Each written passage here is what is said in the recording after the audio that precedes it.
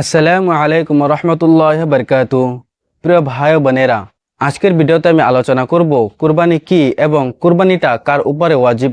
আমরা অনেকে ভাবি কুরবানি মানে শুধু গরু জবাই করা, কিন্তু আসলে কুরবানি মানে কি? কুরবানি হলো আরবিক শব্দ কুরবান থেকে এসেছে।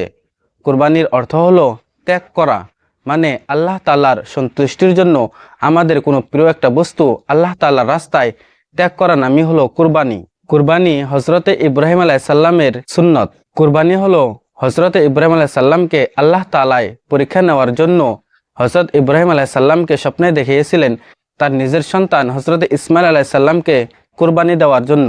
তখন হজরতে ইব্রাহিম আলাইসাল্লাম নিজের সন্তান হজরত ইসমাইল আলাইসাল্লামকে কুরবানি দেওয়ার জন্য প্রস্তুত নেয় এবং আল্লাহ তাআলার পরীক্ষায় পাশ হয়ে যায়, যার জন্য আল্লাহ তাআলা হজরত ইসমাইল আলাইসাল্লামের জায়গায় একটা দুম্বা রেখে সেটা কোরবানি দিয়ে দেয়। আর সেখান থেকেই এই কোরবানিটা প্রচলিত হয়, যার মূল উদ্দেশ্য হলো আল্লাহ তাআলার রাস্তায় আমাদের কোনো প্রিয় বস্তু কোরবানি করা, ত্যাগ করা। আমরা যখন কোরবানি করি তখন আল্লাহ তাআলা এটা দেখে না যে আমরা কি কোরবানি করলাম, কত বড় গরু কোরবানি করলাম বা কত বড় ছাগল কোরবানি করলাম, এরকম দেখে না।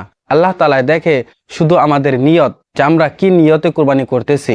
যদি আমাদের নিয়ত সঠিক হয়, যদি আমাদের নিয়ত সহি শুদ্ধ হয়, তাহলে আল্লাহ তাআলা আমাদের কোরবানি কবুল করে নেয়। তো চলুন এবার আমরা জেনে নেই কোরবানি কার উপর ওয়াজিব। কোরবানি মূলত জিলহজ মাসের 10, 11 এবং 12 এই 3 তারিখে কোরবানি দেওয়া হয়। যদি কোনো ব্যক্তি এই 3 তারিখে কোরবানি নিসাব পর্যন্ত তার ধন সম্পত্তি থাকে, তাহলে ওই ব্যক্তির উপরে কোরবানি ওয়াজিব হয়। কোরবানির নিসাব 7.5 ভরি সোনা বা 52 ভরি রূপা যদি কোনো ব্যক্তির কাছে থাকে, বা 7.5 ভরি সোনার যে দাম বা 52 ভরির রূপার যে দাম, যে মূল্য বর্তমান বাজারে 80 বা 90 হাজার টাকা হবে। যদি কোনো ব্যক্তি তার যে জরুরতের বস্তু আছে, বাড়ি ঘর খাওয়া দাওয়া জরুরতের বস্তু বাদ দিয়ে তার যে এক্সট্রা 80 বা 90 হাজার টাকা তার সম্পত্তি থাকে, তাহলে ব্যক্তির উপরে কোরবানি ওয়াজিব হয়। আর যে ব্যক্তির উপরে কোরবানি ওয়াজিব হয় ওই ব্যক্তি কঞ্জুসি করতে লাগে না, কোরবানি দিতে হয়।